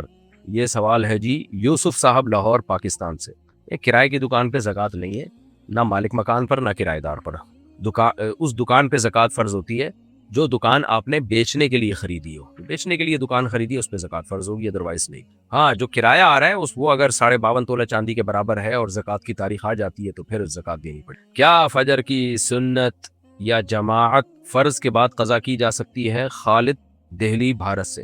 جی فرض کے بعد قضا کرنے کا ہمیں حکم ہے، یعنی نبی صلی اللہ علیہ وسلم سے ثابت ہے، لیکن بات کا مطلب کیا ہے؟ فوراً بعد نہیں بلکہ اشراق کے وقت میں، جیسے کہ عبداللہ بن عمر رضی اللہ تعالیٰ عنہ سے یہ بات ثابت ہے کہ تو میں چونکہ یہاں پر ان شارٹ مسائل کا جواب دیتا ہوں، اس لیے کبھی موقع ملا تو اس حدیث کا ریفرنس بھی انشاءاللہ شیئر کر دوں گا۔ تو اشراق کے وقت میں جو ہے فجر کی نماز کے بعد نماز یعنی سنتیں پڑھی جائیں اگر رہ گئی ہیں پہلے، اور یہ افضل ہے، کوئی لازم نہیں ہے۔ کیا ڈی این اے ٹیسٹ سے نسب بیٹا یا بیٹی ہونے کا فیصلہ شرعی طور پر معتبر ہے؟ انور صاحب فیصل آباد پاکستان سے۔ نہیں جناب، اس کی وجہ یہ ہے کہ شریعت نے بچے کے نسب میں کوشش کی ہے کہ حتی الامکان اس کو ثابت النسب قرار دیا جائے، اور اس تکلف میں پڑھنے کی اجازت نہیں ہے کہ یہ ڈی این اے سے ثابت ہے بھی یا نہیں ہے۔ اور اس کی دلیل صحیح ہے بخاری کی حدیث الولد للفراش، آپ کی بیوی کے ہاں جب بچہ پیدا ہوگا تو وہ آپ ہی کا ہوگا، اس میں یہ نہیں آپ کو اجازت کہ آپ ڈی این اے سے ٹیسٹ کریں میرا ہے بھی یا نہیں ہے، چاہے حقیقت میں وہ زنا ہی سے پیدا کیوں نہ ہوا ہو۔ اس پر میں کئی بار بیان بھی کر چکا ہوں، کچھ کم علم لوگوں کو اعتراضات بھی ہوئے تھے، ان کے بھی میں جوابات دے چکا ہوں۔ تو جب بھی کسی کے ہاں بچہ پیدا ہوگا، میاں بیوی کے ہاں، گرل فرینڈ کی نہیں، گرل فرینڈ کے سے بچہ پیدا ہوتا ہے تو حرام ہوتا ہے، ناجائز ہوتا ہے، اس کی نسبت باپ کی طرف کی نہیں جائے گی۔ بیوی کے جب بچہ پیدا ہوا اور شادی کے 6 مہینے بعد کم از کم پیدا ہوا ہے تو اس بچے کے بارے میں تجسس کرنے کی اجازت ہی نہیں ہے کہ یہ عورت کے شوہر کا ہے یا نہیں ہے، بلکہ یہی کہا جائے گا شوہر کا ہے۔ اور اگر شوہر نے یہ کہا کہ میری بیوی نے زنا کیا ہے، یہ میرا بچہ نہیں ہے، تو پھر شریعت کہتی ہے کہ ٹھیک ہے، تم نے جب بچے کی نفی کی ہے تو اس کا مطلب تم بیوی کو زانیہ کہہ رہے ہو۔ زانیہ اگر تم بیوی کو کہہ رہے ہو تو شریعت کہتی ہے پھر یا تو 4 گواہ لے کر آؤ، گواہ نہیں ہے تو لعان کرو، کورٹ میں جاؤ، 4 قسمیں بلکہ 5 قسمیں اٹھاؤ، اور بیوی بھی 5 قسمیں اٹھائے۔ وہ پورا ایک پروسیس ہے، اس پروسیس کے بغیر آپ بچے کی نفی نہیں کر سکتے۔ تو اس لیے شریعت نے ہمیں اس تجسس کی اجازت ہی نہیں دی ہے، ڈی این اے اور یہ سب چیزوں کی۔ جس کے بھی بچہ ہوگا تو بس یہی سمجھا جائے گا اس کا، تاکہ بچے کی حفاظت ہو۔ اس میں بینک میں رکھی گئی رقم پر ملنے والا نفع سود میں شمار ہوتا ہے؟ مریم صاحبہ حیدرآباد بھارت سے۔ جی اگر اسلامک بینک نہیں ہے تو جو پروفٹ ہوگا بینک میں وہ سود ہی ہوگا، اس کو نکال لینا چاہیے اور ثواب کی نیت کے بغیر کسی خیر کے کام میں لگا دینا چاہیے۔ اگر کوئی آدمی نماز میں بھول کر 2 بار قاعدہ کر لے تو کیا نماز ہو جائے گی؟ نعمان صاحب کراچی پاکستان سے۔ نہیں جناب، بھول کر 2 بار قاعدہ کر لیا تو سدا سہو کرنا پڑے گا، سدا سہو کے بغیر نماز نہیں ہوگی۔ کیا کوئی عورت مسجد میں مردوں کے پیچھے نماز کی امامت کر سکتی ہے؟ نہیں جناب، یہ بشرا صاحبہ دہلی بھارت سے پوچھتی ہیں۔ نہیں جی، عورت مردوں کے پیچھے نماز کی امامت تو نہیں کر سکتی، البتہ اقتدا کر سکتی ہے، یعنی مردوں کے پیچھے اگر وہ پردے میں کھڑی ہو جائے تو وہ بھی امام کی اقتدا میں نماز پڑھ سکتی ہے۔ کیا انٹرنیٹ پر موجود قرآن پاک کی تلاوت کو ثواب کی نیت سے سننا کافی ہے؟ زہیب صاحب اسلام آباد سے۔ جی انٹرنیٹ پر موجود اگر قرآن ہے آپ ثواب کی نیت سے سنیں تو انشاءاللہ اس میں آپ کو ثواب ملے گا۔ کافی کا مطلب کافی تو نہیں ہے، آپ کو ویسے بھی کسی قاری سے سن لینا چاہیے، یعنی اور نماز میں تو ہم سن ہی رہے ہوتے ہیں امام سے، لیکن ثواب ملتا ہے، انٹرنیٹ پہ بھی سننے میں ثواب ملتا ہے، وہ بھی تو قاری ہی پڑھ رہا ہوتا ہے، کوئی انٹرنیٹ خود تھوڑی پڑھ رہا ہوتا ہے۔ اگر وضو کے دوران کسی جگہ پانی نہ پہنچے اور نماز ہو جائے تو بعد میں کیا حکم ہوگا؟ ندا صاحبہ پٹنہ بھارت سے۔ دیکھیں اگر یقین ہے، نماز کے بعد پتہ چلا کہ یقین ہو گیا کہ یہ وضو میں اس جگہ پانی نہیں پہنچا تھا تو وہ نماز نہیں ہوئی، اس کو دوبارہ لوٹانا پڑے گا۔ کیا موجودہ دور میں تصویری شناخت یعنی آئی ڈی کے بغیر نکاح یا شہادت قابل قبول ہے؟ سلمان صاحب کراچی پاکستان سے۔ جی ہاں، شرعی طور پر آئی ڈی یا تصویر کی ضرورت نہیں ہے، شرعی طور پر نکاح کے لیے بس اتنا کافی ہے دولہا دلہن کا پتہ ہو کہ یہ کون ہے، ان کے والد کے نام لیا جائے، اور اگر دولہا بنفس نفیس موجود ہے تو نام لینا بھی ضروری نہیں، اشارہ کر دینا بھی کافی ہے کہ اس کا نکاح میں پڑھا رہا ہوں۔ کیا عورت کو شوہر کی اجازت کے بغیر ملازمت کرنے کی اجازت ہے؟ سحر صاحبہ کوچی بھارت سے۔ نہیں جناب، عورت کو شوہر کی مرضی کے بغیر جاب کرنے کی قطعاً اجازت نہیں ہے۔ ہاں البتہ شوہر خود بھی نفقہ نہ دے رہا ہو، اس کا بنیادی خرچہ ہی نہیں اٹھا رہا اور پھر بیوی کو جاب نہیں کرنے دے رہا تو یہ پھر زیادتی ہے کہ نہ آپ اس کا خود خرچہ اٹھا رہے ہو نہ اس کو خود جاب کرنے دے رہے ہو۔ تو بنیادی خرچہ شوہر جب اٹھا رہا ہوگا تو پھر عورت شوہر کی مرضی کے بغیر جاب نہیں کر سکتی۔ کیا ایک امام کے پیچھے فرض نماز پڑھنے کے بعد اسی کی امامت میں نفل نماز پڑھی جا سکتی ہے؟ جابر گجراوالا پاکستان سے۔ جی نفل نماز اس کی امامت میں پڑھی جا سکتی ہے، لیکن نفل کے لیے باقاعدہ لوگوں کو بلا کے جماعت کرنا یہ ٹھیک نہیں ہے، صرف تراویح میں اس کی اجازت ہے نارملی یہ ٹھیک نہیں ہے کہ امام جو ہے نوافل میں بھی لوگوں کو بلائے کہ آ جاؤ ہم نفل نماز پڑھ رہے ہیں. البتہ 2-4 افراد کھڑے ہو جائیں امام کے پیچھے, جو تداعی جس کو کہتے ہیں اصطلاح میں, کہ پبلک کو بلایا نہ جائے, ایسے ہی 2-3 لوگوں کی جماعت کوئی نوافل کی ہو جائے تو اس کی گنجائش ہے. جیسے کہ نبی صلی اللہ علیہ وسلم جب تہجد پڑھتے تھے تو بعض اصحاب رسول آپ کی اقتدا میں تہجد کی نیت باندھ لیا کرتے تھے. کیا کافر کو وراثت میں حصہ دیا جا سکتا ہے؟ رضیہ صاحبہ دہلی بھارت سے. نہیں جناب, کافر کا وراثت میں کوئی حصہ نہیں ہے. مسلمان کا کافر کی وراثت میں حصہ نہیں, اور کافر کا مسلمان کی وراثت میں حصہ نہیں. اگر نماز کے دوران موبائل کی رنگ ٹون بجنے لگے تو کیا نماز ٹوٹ جائے گی؟ عثمان صاحب کراچی پاکستان سے. نہیں جناب, نماز نہیں ٹوٹے گی, لیکن آپ پر لازم ہوگا کہ آپ اس کو بند کریں. کیا خواتین اونچی آواز میں قرآن مجید کی تلاوت کر سکتی ہیں؟ فائزہ صاحبہ بمبئی بھارت سے. اگر کوئی غیر مرد موجود نہیں ہے, غیر محرم, تو اونچی آواز سے تلاوت کر سکتی ہے, لیکن عورت کے لیے افضل عمل, زیادہ ثواب کا عمل بہرحال یہی ہے, چاہے گھر میں محرم موجود ہوں یا نہ ہو, افضل یہی ہے کہ وہ آہستہ آواز سے تلاوت کرے. البتہ کوئی حفظ کر رہی ہو, جیسے بچیاں گھر میں حفظ کر رہی ہوتی ہیں, تو وہ پھر ظاہر ہے تھوڑی آواز سے کریں تاکہ ان کو قرآن یاد ہو جائے. اگر کسی نے وضو کیا اور موزے پہن لیے پھر وضو ٹوٹ گیا تو کیا موزوں پر مسا جائز ہے؟ طلحہ صاحب لاہور پاکستان سے. دیکھیں, موزے اگر لیدر کے ہوں یا ایسے موٹے موزے ہوں جن پر شرن مسا جائز ہو, کیونکہ یہ عام جو جرابیں ہیں ان پر مسا جائز نہیں ہے, تو وہ موزے جن پر مسا جائز ہوتا ہے, تو وہ موزے اگر کسی نے پہن لیے وضو کر کے پہنے, تو پھر اگر وضو ٹوٹ گیا تو 24 گھنٹے کے اندر اندر ان موزوں پہ مسا ہو سکتا ہے. اور سفر میں تھے تو 3 دن تک, تو وضو ٹوٹنے سے مسا باطل نہیں ہوتا, یعنی پاؤں کا دھونا واجب نہیں ہوتا, صرف مسا کرنا پڑتا ہے آپ کو. کیا مرد کے لیے سر پر مستقل ٹوپی نہ پہننا مکروہ ہے؟ کلیم صاحب بنگلور بھارت سے. یہ ٹوپی پہننا کوئی فرض واجب نہیں ہے, البتہ نبی صلی اللہ علیہ وسلم کی سنت ہے کہ آپ عام طور پر سر کو ڈھانپ کے رکھا کرتے تھے. اسی وجہ سے ہمیشہ سے علماء صلحاء کی عادت رہی ہے کہ وہ سر کو ڈھانپ کے رکھتے ہیں. تو افضل بہرحال یہی ہے کہ سر کو ہر وقت ڈھانپ کے رکھا جائے اور سر کو برہنہ نہ رکھا جائے. یہ سر کھول کے رکھنا یہ غیر مسلموں سے ہمارے ہاں یہ کلچر آیا. بہرحال کوئی فرض واجب مسئلہ نہیں ہے, افضل یہی ہے کہ سر کو ڈھانپ کے رکھنا چاہیے, لازم نہیں ہے بھارت. کیا عورت اپنے شوہر کو زکوٰۃ دے سکتی ہے؟ شازیہ صاحبہ دہلی بھارت سے. نہیں جناب, عورت اپنے شوہر کو زکوٰۃ نہیں دے سکتی. نہ اپنی اولاد کو زکوٰۃ دی جا سکتی ہے, نہ اپنے والدین, دادا دادی, نانا نانی کو زکوٰۃ دی جا سکتی ہے, نہ پوتے نواسوں کو زکوٰۃ دی جا سکتی ہے. ان کے علاوہ سب کو دی جا سکتی ہے. بہن بھائیوں کو دے سکتے ہیں, بھانجے بھتیجوں کو دے سکتے ہیں, چچا ماموں کو دے سکتے ہیں, اور خالہ پھپھو کو زکوٰۃ دے سکتے ہیں, ساس سسر کو دے سکتے ہیں, بہو کو دے سکتے ہیں, داماد کو دے سکتے ہیں, لیکن اپنے شوہر کو, میاں بیوی ایک دوسرے کو نہیں دے سکتے. کیا قرآن کی تلاوت کے بغیر سمجھے بھی ثواب کا باعث بنتی ہے؟ زین صاحب راول پنڈی پاکستان سے. جی بالکل, نبی صلی اللہ علیہ وسلم نے جو فرمایا کہ جس نے ایک حرف پڑھا اس کو 10 نیکیاں ملتی ہیں, تو آپ نے جو مثال دی ہے وہ الف لام میم کی دی ہے. تو الف لام میم تو حروف مقطعات میں سے, اس کا تو مطلب کسی کو معلوم ہی نہیں ہے. تو مثال ہی وہ دی ہے کہ بھائی جب نہیں سبھی سمجھ میں آ رہا تو بھی 10 نیکیاں ملیں گی. اللہ کا کلام ہے نا, سمجھ کے بھی پڑھنا چاہیے قرآن کو, تفسیر بھی پڑھنی چاہیے, ترجمہ بھی پڑھنا چاہیے, تاکہ پتہ تو چلے اللہ ہم سے کیا کہہ رہا ہے. اور بغیر سمجھے بھی اگر کوئی تلاوت کرتا ہے تو ثواب بہرحال اس میں بھی ملے گا. اگر کسی عورت کا شوہر گم ہو جائے اور سالوں تک واپس نہ آئے تو وہ دوسرا نکاح کب کر سکتی ہے؟ حلیمہ صاحبہ حیدرآباد بھارت سے. دیکھیں, آپ نے حیدرآباد سے مسئلہ پوچھا ہے. آپ ہندوستان میں وہاں الحمدللہ مسلمانوں کی الگ سے فیملی لاز بھی ہیں, اور صوبہ بہار میں نے جہاں تک سنا ہے وہاں علماء کی ایک کمیٹی ہے جو مسلم معاملات میں فیصلہ کرتی ہے. تو ایسی کسی کمیٹی میں کیس فائل کر دینا چاہیے, اور پھر جو بھی مسلمان جج فیصلہ کرے, یعنی وہ فیصلہ کرے گا کہ بھئی اس شوہر کا نہ ملنا ناممکن ہے, یہ مایوس ہو جائے گا, تو پھر وہ نکاح ختم کر دے گا. عدت گزار کے عورت کہیں اور نکاح کر سکتی ہے. نارملی تو جو مالکیہ سے یہ فقہ مالکیہ سے یہ رائے لی گئی ہے اس میں 4 سال ہے, لیکن بہرحال کورٹ جو بھی اس میں تحقیق کے بعد فیصلہ کرے تو وہ فیصلہ شرعی طور پہ نافذ ہو جائے گا. کیا نماز میں ہاتھ سینے پر باندھنا سنت ہے یا ناف کے نیچے باندھنا سنت ہے؟ سینے پر ہاتھ باندھنے کی ہمارے علم میں کوئی بھی حدیث نہیں ہے. کہ ابن خزیمہ کی جو روایت ہے وہ سند کے لحاظ سے کمزور ہے. اسی وجہ سے چاروں ائمہ میں میری معلومات کے مطابق جس طرح سے بالکل یہاں سینے پہ ہاتھ باندھے جاتے ہیں, اس طرح کی میری معلومات کے مطابق کوئی قول مجھے نہیں ملا. تو یا تو یہ قول ہے جیسے امام شافعی کا مذہب ہے, وہ یہاں اس طرح سے ہاتھ باندھتے ہیں, حناف اس طرح سے ہاتھ باندھتے ہیں, اور جو حنابلہ ہے وہ بھی اس طرح ہاتھ باندھتے ہیں جیسے آپ نے ائمہ حرمین کا دیکھا ہوگا, چونکہ فقہ حنبلی کو فالو کرتے ہیں تو ان کے بھی ایسے ہے. یہاں تو میرے علم میں نہیں ہے کہ کوئی روایت اس بارے میں صحیح حدیث ہو یا ہمیں ائمہ میں سے کسی کی رائے ملتی ہوئی ہے. اور مالکیہ تو ہاتھ چھوڑتے ہیں، وہ ہاتھ باندھتے ہی نہیں ہیں۔ تو ابن خزیمہ کی جو روایت ہے وہ سند کے لحاظ سے ٹھیک نہیں ہے، جس میں سینے پہ ہاتھ باندھنے کا ذکر ہے۔ اچھا بھائی، کیا مرد کا داڑھی ایک مٹھی سے کم رکھنا جائز ہے؟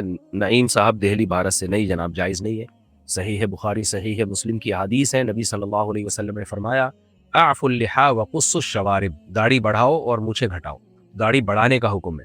اسی وجہ سے ہمارے ہاں جو اہل حدیث حضرات ہیں وہ تو کہتے ہیں کاٹنا جائز ہی نہیں ہے، اور کیونکہ حدیث کے ظاہر سے یہی پتہ چلتا ہے۔ عبداللہ ابن عمر رضی اللہ تعالی عنہ کا عمل تھا کہ وہ ایک مٹھی سے زائد بال کاٹ دیا کرتے تھے، اور کسی کو ان پہ اعتراض بھی نہیں ہوتا تھا۔ تو اس سے فقہاء نے استدلال کیا کہ کم سے کم ایک مٹھی بڑھانا لازم ہے۔ تو اگر کسی نے حدیث کے ظاہر کو لینا تو پھر تو اہل حدیث کی رائے کو لے کہ کاٹنا جائز ہی نہیں ہے، لیکن لوگ الٹا اجتہاد کر رہے ہوتے ہیں کہ لیبل حدیث کا لگا رہے ہوتے ہیں اور کہتے ہیں ایک مٹھی سے کم کاٹنا بھی جائز ہے، کیونکہ حدیث میں کہا ہے کہ ایک مٹھی داڑھی رکھو۔ بھائی حدیث میں تو علی الاطلاق ہے کہ بڑھاؤ، تو اس کے حساب سے تو آپ کو اہل حدیث کی رائے کو فالو کرنا چاہیے کہ بڑھاؤ، جو اگر حدیث کو دیکھنا ہے۔ یہ تو فقہاء نے گنجائش دے دی کہ ایک مٹھی تک بھی بڑھا لیا تو کافی ہے۔ تو یہ وہ اجتہاد ہو رہا ہوتا ہے جو خواہش نفس کی بنیاد پہ ہوتا ہے کہ آپ حدیث میں وہ تبدیلی کر رہے ہیں جو آپ کو پسند آ رہی ہے۔ تو اس میں دو قول ہیں، ایک قول تو وہی ہے جو جمہور کا قول ہے کہ ایک مٹھی سے زائد آپ کاٹ سکتے ہیں، دوسرا قول یہ ہے جو اہل حدیث جس پر عمل کرتے ہیں کہ نہیں بھائی آپ کاٹنا جائز ہی نہیں، آپ بڑھاؤ بس اس کو۔ ان دونوں قولوں میں سے کسی قول کو لیا جائے گا، اور یہ جو تیسرا قول نکالا ہوا ہے آج کل کے کچھ اسکالرز نے کہ ایک مٹھی سے زیادہ چھوٹی بھی کر سکتے ہیں، اس پہ کوئی دلیل نہیں ہے، کیونکہ بڑھانے کا حکم ہے نا، تو بڑھانا رکھنا اور بڑھانے میں فرق ہے۔ حدیث میں یہ تھوڑی داڑھی رکھو، حدیث میں اعفوا اللحى بڑھاؤ اس کو، تو کوئی تو لمٹ ہوگی نا بڑھانے کی، یعنی کم سے کم تو کوئی تو لمٹ ہوگی۔ تو یہ جو کٹانا ہے کہ ایک مٹھی سے کم، یہ تو کسی کی بھی رائے نہیں ہے، اور اگر ہو بھی تو اس رائے کا کوئی اعتبار نہیں ہے۔ قرآن و سنت کے خلاف اگر کسی کی رائے ہے تو اس کی کوئی شرعی حیثیت نہیں ہے۔ ہونا یہ چاہیے نبی صلی اللہ علیہ وسلم کے حکم کو دل و جان سے فالو کرنا چاہیے بس۔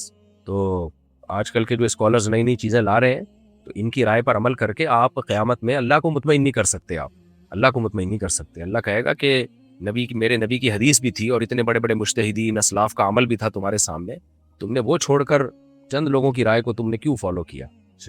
کیا کسی مسلمان کو مرحوم کہنے کے بجائے مرحومہ کہنا گناہ ہے؟ سمینہ صاحبہ کراچی پاکستان سے۔ بھائی مرحوم مرد کو کہا جاتا ہے، مرحومہ عورت کو کہا جاتا ہے، میں سوال سمجھا نہیں آپ کا۔ کیا بیوی شوہر کی اجازت کے بغیر نفلی روزہ رکھ سکتی ہے؟ خدیجہ صاحبہ بمبئی بھارت سے۔ اگر شوہر گھر میں موجود ہو تو پھر شوہر کی اجازت کے بغیر عورت نفلی روزہ نہیں رکھ سکتی، اور اگر گھر میں شوہر موجود نہیں ہے یا شوہر نے صبح نکلنا ہے اور رات کو گھر میں آنا ہے تو سارا دن بیوی گھر میں ہی ہے تو پھر بھی وہ نفلی روزہ رکھ سکتی ہے۔ اگر شوہر منع بھی کرے تو اطاعت لازم نہیں ہے۔ وجہ اس کی ہے کہ شریعت نے عورت کو نفلی روزہ رکھنے سے اس لیے منع کیا ہے شوہر کی اجازت کے بغیر کہ عین ممکن ہے شوہر کے دل میں اس سے جو ملاپ ہے اس کی خواہش پیدا ہو، تو روزے سے ہوگی تو مرد اپنی خواہش نہیں پوری کر سکے گا، تو اس کا پھر نقصان ہوتا ہے کہ ایگریسو ہو جاتا ہے آدمی، یا گناہ کی طرف اس کی طبیعت جا سکتی ہے۔ تو اس لیے شریعت نے منع کیا کہ شوہر جب گھر میں موجود ہو تو عورت اس کی مرضی کے بغیر نفلی روزہ، یعنی بیوی مرضی کے بغیر نفلی روزہ نہ رکھے۔ اور اس لیے بھی منع کیا ہے کہ گھر میں موجود ہوگا، اس سے کوئی کام ہوگا، کوئی جائز کام بھی یعنی جو مباح کام ہے، تو گھر میں رہتے ہوئے تو عورت پر لازم ہے کہ وہ شوہر کی اطاعت کرے۔ تو اگر شوہر نے یعنی بعض دفعہ کوئی کام ہوتا ہے تو گھر میں بیوی نفلی روزے سے ہوگی تو وہ نہیں، جائز چیزوں میں بھی اس کی اطاعت نہیں کر پاتی پوری طور پر۔ تو اس لیے جب شوہر گھر میں موجود ہو تو پھر عورت پر لازم ہے کہ وہ شوہر سے پوچھے بغیر روزہ نہ رکھے۔ سفر میں یا صبح چلا جاتا ہے ڈیوٹی پہ، شام کو آتا ہے، پھر اگر شوہر منع کر رہا ہے کہ نفلی روزہ نہ رکھو تو بلا وجہ کی یہ ڈھیٹ پن ہے، اس کو عبادت سے روکنا ہے، تو پھر ایسی صورت میں اطاعت شوہر کی لازم نہیں ہوگی۔ جیسے دبئی میں ہے شوہر اور وہاں سے بیگم کو فون کر کے کہہ رہے ہیں نفلی روزہ نہ رکھو، بیوی کہہ رہی کیوں روک رہے ہو بھائی، وجہ کیا ہے؟ کوئی وجہ نہیں، میں تمہارا میاں ہوں اس لیے کہہ رہا ہوں۔ یہ خامخواہ کی ایک ضد ہے۔ تو یہ ایسی صورت میں عورت پر اطاعت لازم نہیں ہوگی، کیونکہ عورت کو بھی ثواب کی ضرورت ہے، اس کو بھی عبادت کی ضرورت ہے، تو اللہ سے تعلق بنانے کی ضرورت ہے، تو سب سے پہلے تو اللہ ہے نا۔ اچھا بھائی، کیا نابالغ بچے کے جھوٹ پر والدین کو گناہ ہوگا؟ عدنان صاحب سوات پاکستان سے۔ جی اگر وہ جھوٹ بولتا ہے اور والدین اس کو جھوٹ بولنے پر تنبیہ نہیں کرتے، اس کو نصیحت نہیں کرتے، ایسے ہی چھوڑتے ہیں کہ ہاں بیٹا اور پھینکا کرو لمبی لمبی، بعض دفعہ ایسا ہوتا ہے، بچہ جھوٹ بول رہا ہوتا ہے، ماں باپ ہنستے ہیں، ہاں ماشاءاللہ کتنی بڑی فلم ہے، دیکھا ہمارا بچہ بچپن سے ہی فلم پیدا ہوا ہے، ہم نے تو بہت بعد میں جا کے یہ جھوٹ سیکھے تھے، یہ بچپن سے ہی جانتا ہے، ایسے اپریشیٹ کر رہے ہوتے ہیں، ہنس رہے ہوتے ہیں، تو پھر یہ ماں باپ کو بھی گناہ ہوگا، بلکہ بچے کو نہیں ہوگا، صرف ماں باپ ہی کو ہوگا، نابالغ بچے کو تھوڑی گناہ ملتا ہے۔ تو لیکن اگر وہ تربیت کی کوشش کر رہے ہیں پھر بچہ جھوٹ بولتا ہے تو پھر انشاءاللہ گناہ نہیں ہوگا۔ کیا جمعہ کی نماز کے بغیر باقی 4 فرض ظہر کی نماز ادا کرنا جائز ہے؟ راحیل دہلی بھارت سے۔ لیکن جب جمعے کی نماز ہو گئی تو ظہر کی نماز ساقط ہو گئی، اب ظہر کی نماز نہیں ہوگی، تو یہ ہوگا کہ جمعے کی بعد 4 سنتیں موقدہ پڑھی جاتی ہیں، وہ ظہر کی نماز نہیں ہے، وہ ویسی جمعے کی سنتیں ہیں۔ اگر امام سورہ فاتحہ کے بعد بھول جائے تو مقتدی کو کیا کرنا چاہیے؟ قاسم صاحب کراچی پاکستان سے، مقتدی کو پہلے سبحان اللہ بولنا چاہیے تاکہ امام کو یاد آ جائے کہ میں نے کچھ پڑھنا ہے، آگے خاموش کھڑے ہو کر یہاں سوچنا نہیں ہے، تو سبحان اللہ بولے امام، مقتدی پیچھے سے۔ کیا کافر کو اسلام قبول کرنے سے پہلے زکوٰۃ دی جا سکتی ہے؟ حفصہ کلکتہ بھارت سے۔ نہیں جی، کافر جب تک اسلام قبول نہیں کر لیتا اس کو زکوٰۃ نہیں دی جائے گی۔ ویسے نفلی صدقات و خیرات دیے جا سکتے ہیں۔ نبی صلی اللہ علیہ وسلم کے دور میں کچھ غیر مسلموں کو زکوٰۃ دی گئی تھی دین کے قریب لانے کے لیے، لیکن یہ حکم منسوخ ہو چکا ہے، اس پر اجماع ہے امت کا کہ وہ حکم منسوخ ہے، اب غیر مسلم کو زکوٰۃ نہیں دی جا سکتی۔ کیا آن لائن نکاح شریعت کے مطابق درست ہے؟ عمران صاحب ملتان پاکستان سے۔ آن لائن نکاح درست ہے، لیکن اس کا ایک طریقہ ہے۔ آن لائن ایجاب و قبول نہیں ہو سکتا کہ ادھر سے قبول ادھر سے قبول، تو ادھر ایسا نہیں ہوگا، بلکہ گواہ اس مجلس میں موجود ہوں گے جہاں نکاح ہو رہا ہے۔ آن لائن آپ وکیل بنا دیں گے قاضی صاحب کو کہ آپ میری طرف سے میرا نکاح پڑھا دیں، میں آپ کو اجازت دے رہا ہوں۔ اس لیے آن لائن جب بھی نکاح کرنا ہو تو جو صحیح علماء ہیں ان سے پوچھ کے کریں طریقہ، یا انہی سے کہہ دیں کہ وہ نکاح پڑھا دیں۔ ایسے نہیں ہو جائے گا کہ فون کیا یا ویڈیو کال پہ ہاں جی میں نے تمہیں قبول کیا، وہ دلہن ویڈیو کال پہ کہہ دے ہاں جی میں نے بھی قبول کیا، ایسے نہیں ہوگا۔ کیا عورت کو اپنے شوہر کی کمائی کا حساب پوچھنے کا حق ہے؟ نادیہ صاحب دہلی بھارت سے۔ جی عورت پوچھ سکتی ہے، آگے پھر شوہر کی ہے پھر کیا ہے کہ وہ بتائے یا نہیں بتائے، تو یہ آپس کے تعلقات پر ہے۔ بعض دفعہ وہ خطرہ ہوتا ہے میں نے بتا دیا تو میں کچھ بچا ہی نہیں سکوں گا، اپنی ماں بہنوں پہ نہیں خرچ کر پاؤں گا، صدقہ خیرات نہیں کر سکوں گا، بیگم صاحبہ تو سارے ہی ہتھیا لیں گی مجھ سے، گھر میں لڑائی ہوں گی۔ تو اور بعض دفعہ بیوی اتنی پیاری ہوتی ہے، اتنی اچھی نیک شریف شرفا ہوتی ہے کہ آدمی کہتا ہے میں ساری دولت بھی اس کے قدموں میں ہر مہینے کی تنخواہ بھی لا کے رکھ دوں گا، تو یہ مجھے کہے گی کہ میں نے اس میں سے اتنا خرچہ ہے، یہ آپ اپنی اماں کو دیں یا آپ اپنی بہنوں کو دیں یا آپ صدقہ کریں یا آپ خیرات کریں۔ تو یہ میاں بیوی کی میوچل انڈرسٹینڈنگ پر ہے کہ بیوی کس ٹائپ کی ملی ہوئی ہے آپ کو۔ اچھا بھائی، کیا مرد کو سونے کی انگوٹھی پہننا جائز ہے اگر وہ خالص نہ ہو؟ زبیر صاحب کراچی پاکستان سے۔ سونے کی انگوٹھی اگر خالص نہیں ہے تو دیکھا جائے گا کھوٹ کتنی ہے اس میں، کھوٹ زیادہ ہے سونا کم ہے تو پہن سکتے ہیں، اگر سونا زیادہ ہے کھوٹ کم ہے تو نہیں پہن سکتے۔ اگر کوئی شخص بھول کر کھا لے اور سمجھ لے کہ روزہ ٹوٹ گیا اور جان بوجھ کر کھا لے تو کیا حکم ہے؟ ہمایوں لکھنؤ بھارت سے۔ اگر بھول کر کھا لیا اور یہ سمجھا کہ روزہ ٹوٹ گیا پھر جان کر کھا لیا تو قضا ہے، کفارہ نہیں ہے، کیونکہ وہ اس بیچارے کو مسئلہ معلوم نہیں تھا، تو اس لیے اس کو یہی سمجھا جائے گا کہ اس کو مسئلہ چونکہ معلوم نہیں تھا گناہ تو ہوگا، لیکن اگر بھول کے کھایا اور اس کو پتہ ہے کہ میرا روزہ نہیں ٹوٹا ہے پھر جان کر کھا لیا تو پھر تو ظاہر ہے کفارہ بھی لازم ہوگا۔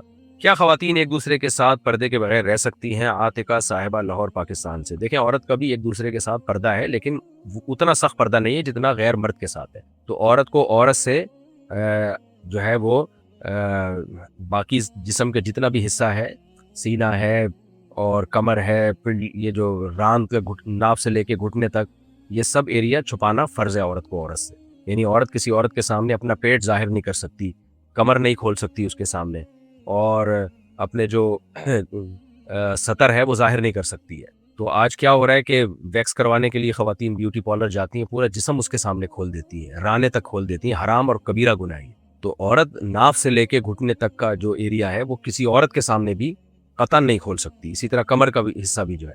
تو بے شرمی آ رہی ہے ہماری سوسائٹی میں، غیر مسلموں سے ہم یہ ساری چیزیں سیکھ رہے ہیں، شرم و حیا ختم ہوتی جا رہی ہے۔ البتہ عورت کے سامنے سر کے بال کھول سکتی ہے، کلائیاں کھول سکتی ہے، پنڈلیاں کھول سکتی ہے، ان چیزوں کا پردہ نہیں ہے عورت کا عورت سے، لیکن پھر بھی افضل یہی ہے کہ وہ چھپائے، کیوں کھول رہی ہے بلا وجہ، کیوں ظاہر کر رہی ہے اس کے سامنے۔ کیا نابالغ لڑکی کا کیا ایک عورت ایک وقت میں 2 مردوں کی بیوی بن سکتی ہے؟ سلمہ صاحبہ ممبئی بھارت سے۔ نہیں اللہ استغفر اللہ، یہ نہیں ہو سکتا، قطعاً نہیں ہو سکتا۔ جب ایک مرد کے نکاح میں ہے تو دوسرے مرد سے اس کا نکاح کسی صورت میں نہیں ہو سکتا، بلکہ وہ مرد اگر چھوڑ دیتا ہے تو عدت کے دوران بھی نکاح نہیں ہوگا، عدت گزارنی پڑے گی۔ کیا نابالغ لڑکی کا نکاح ولی کی مرضی کے بغیر اس کی اجازت کے ہو سکتا ہے؟ علی صاحب اسلام آباد سے۔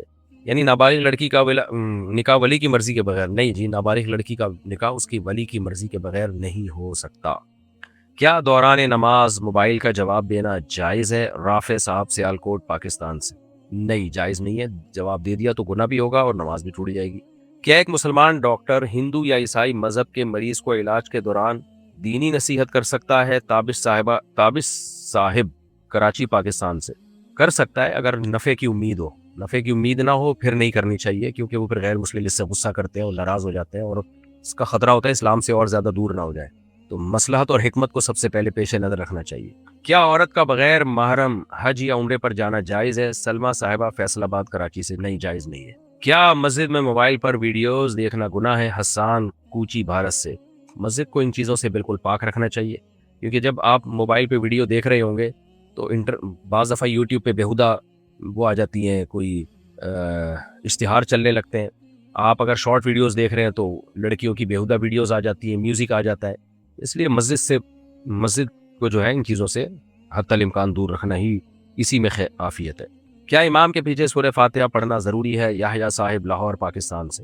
امام کے پیچھے سورہ فاتحہ پڑھنا جائز نہیں ہے، کیونکہ نبی صلی اللہ علیہ وسلم کی صحیح حدیث ہے، من کان لہ امام فقراءۃ الامام لہ قراءۃ، جس کا کوئی امام ہو تو امام کی قراءت مقتدی کے لیے کافی ہے۔ علامہ البانی رحمہ اللہ تعالی جو ایک سلفی عالم تھے، انہوں نے اس حدیث کو صحیح قرار دیا ہے۔ دوسری بات، نبی صلی اللہ علیہ وسلم کی صحیح ہے مسلم کی حدیث ہے، انما جعل الامام لیتم بہ، فرمایا امام کو امام اس لیے بنایا جاتا ہے کہ اس کی اقتدا کی جائے، اس لیے آپ نے فرمایا اذا کبر فکبروا، جب امام تکبیر کہے تکبیر کہو، واذا قرأ فانصتوا، جب قراءت شروع کرے تو خاموش ہو جاؤ، واذا قال ولا الضالین، جب ولا الضالین کہے تو قولوا آمین، تو آمین کہو۔ تو اس میں بتا دیا کہ امام نے فاتحہ پڑھنی ہے، آپ نے صرف پیچھے آمین کہنا ہے۔ اور دوسری حدیث، یہ جو ہمارے اہل حدیث حضرات اختلافی مسئلہ ہے، اس میں شدت جائز نہیں ہے، ایک دوسرے پر کیچڑ اچھالنا اور جو ہے تمسخر کرنا جائز نہیں ہے۔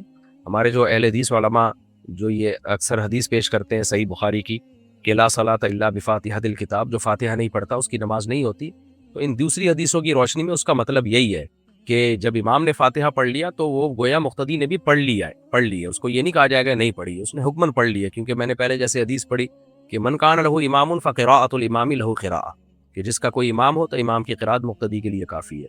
دوسری بات، صحیح ہے مسلم میں یہ حدیث پوری یوں ہے کہ نبی صلی اللہ علیہ وسلم نے فرمایا کہ من لم یقرأ بفاتحۃ الکتاب فصاعدا، یعنی لا صلاۃ، اس شخص کی نماز نہیں ہے جو سورہ فاتحہ نہیں پڑھتا اور پلس قراءت نہیں کرتا۔ تو صحیح مسلم میں یہ الفاظ یوں ہیں۔ تو اب سوال پیدا ہوتا ہے کہ اس میں تو پھر آ رہا ہے کہ قراءت بھی کرنی ہے، جبکہ مقتدی کے لیے سورہ فاتحہ کے بعد تلاوت کو کوئی بھی لازم قرار نہیں دیتا، تو اس سے صاف پتہ چلتا ہے کہ امام کی تلاوت جیسے مقتدی کے لیے کافی ہے، تو امام کی سورہ فاتحہ بھی مقتدی کے لیے کافی ہے۔ شاہ بھائی، اچھا یہ مسئلہ پوچھا تھا طلحہ صاحب، نہیں یہ یحییٰ صاحب لاہور پاکستان سے، انہوں نے پوچھا ہے مسئلہ، ایک دو نام لکھے ہوئے۔ اذان کے دوران بات کرنا کیسا ہے؟ عائشہ صاحبہ اسلام آباد پاکستان سے۔ اذان کے دوران بات کرنا ناپسندیدہ ہے، مکروہ ہے، کوئی ضرورت ہو تو بات کر سکتے ہیں، اذان کو خاموشی سے سننا چاہیے۔